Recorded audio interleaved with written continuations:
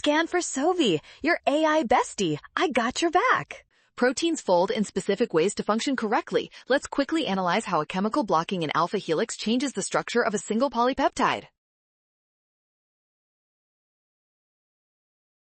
The alpha helix is a common motif in the secondary structure of proteins. It is formed by hydrogen bonds between the backbone atoms of the amino acids in the polypeptide chain.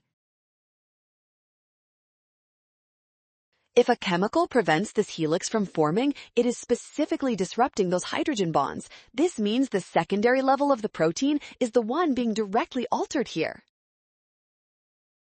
As a single chain, there is no quaternary structure. Only the secondary structure is affected, making option B correct.